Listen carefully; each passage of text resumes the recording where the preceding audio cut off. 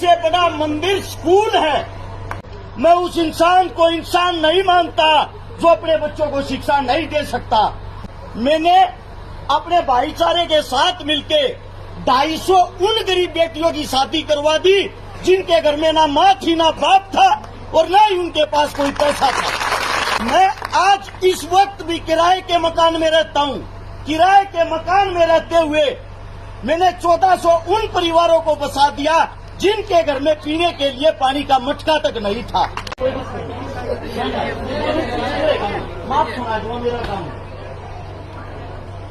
जो हमारे यहाँ पे पिता तुल्य बुजुर्ग बैठे हैं, अगर आप इन लोगों को देखोगे, ये गौशाला में, मंदिर में, मस्जिद में, गुरुद्वारे में हर जगह दान देते हैं। लेकिन इस देश की जो सच्चाई है, जो हकीकत है, अगर कोई सबसे बड़ा मंदिर है, अगर कोई आप लोगों को शिक्षा देता है, जागरूक करता है, रोजगार देता है, सबसे बड़ा मंदिर स्कूल है जिससे आप लोग शिक्षा ग्रहण करते हो, पढ़ते हो, अपना जीवन बनाते हो, अपने माता पिता का जीवन बनाते हो। मैंने उस गरीबी से पढ़ा, मैंने अपने बड़ों से शिक्षा ली। मेरे साथ में खड़ा है मेरा बड़ा भाई जिनका नाम है दम्मल फौजी पीपली। मैं छोटा सा बच्चा था जब ये रक्तदान करता था। इस भाई साहब ने अपने शरीर से 112 बार रक्तदान किया है और हिंदुस्तान के अंदर टीम बना के कई लाख लोगों को खून दे के उनकी जान बचाई है। इन्हीं को देखते हुए जब हमने ये देखा, हमने ये जाना कि जो असलियत में शिक्षा का महत्व है, असलियत में जो शिक्षा ग्रहण कर लेगा वो कभी दूसरे इंसान को परेशान नहीं देखेगा। उन्हीं चीजों को देखते हुए मेरा नाम हर्ष चिकारा है। मैंने अपने भाईचारे के साथ मिलके 250 उन गरीब बेटियों की शादी करवा दी जिनके घर में ना माँ थी ना बाप था और ना ही उनके पास कोई पैसा था।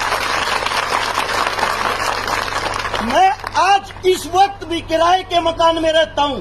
किराए के मकान में रहते हुए मैंने 1400 उन परिवारों को बसा दिया जिनके घर में पीने के लिए पानी का मटका तक नहीं था। 27.5 करोड़ रुपए की नगद मदद उन गरीब भाई बहनों की कर चुका हूँ जिनके पास कोई आस उम्मीद का साधन नहीं था। मैं आप सभी साथियों को बता दूं, मैं ये नहीं बता रहा आप लोगों को मैंने क्या किया है। मैं आप लोगों को ये बता रहा हूँ, मेरे पास न पढ़ने के लिए पैसा था, न खाने के लिए पैसा था, लेकिन मैंने इस पढ़ाई को नहीं छोड़ा।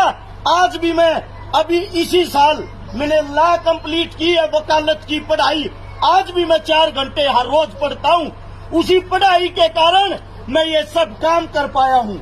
इसीलिए मेरे छोटे बच्चे, प्यारे बच्चों से, माताओं बहनों से और यहाँ जो मेरे पिता तुल्य बुजुर्ग बैठे हैं उनसे एक विनती है, जितना रुपया, जितना पैसा आप मंदिर में देते हो, मस्जिद में देते हो, गुरुद्वारे में देते हो, जिस दिन इतना पैसा आप इस विद्यालय में लगा दोगे, आपके ही बीच से कलेक्टर निकलेगा, आपके बीच का एसपी होगा, डीसी होगा, आईएएस होगा।